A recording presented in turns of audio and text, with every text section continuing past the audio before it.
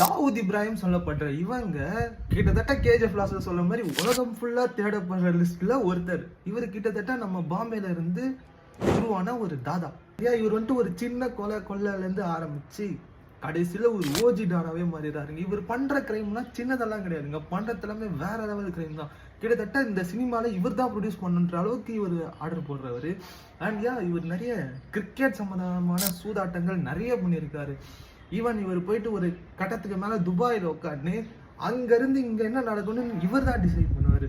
இவர் டி கம்பெனின்னு ஒன்று ஆரம்பிக்கிறாருங்க. கிட்டத்தட்ட லீகலா என்னெல்லாம் கிரைம் பண்ண முடியுமோ இந்த கம்பெனி மூலியமா நிறைய விஷயங்கள் பண்றாங்க. இவரை வந்துட்டு குளோரிஃபை பண்றதோட இவர் வந்துட்டு பண்ண கிரைம் வந்துட்டு ரொம்ப மோசமான எதுன்னு பாத்தீங்கன்னா, ஒரு தீவிரவாத இயக்கத்தோட சேர்ந்து கிட்டத்தட்ட 1000 பேர் இருக்கிற ஒரு பிளேஸ்ல ஒரு பாம்பு போட்டு 1000 பேர் படுகாயம் அடைஞ்சு 250 பேர் அந்த இடத்துல இறந்து போயிட்டாங்க. அதனால இந்த இந்தியா ஃபுல்லா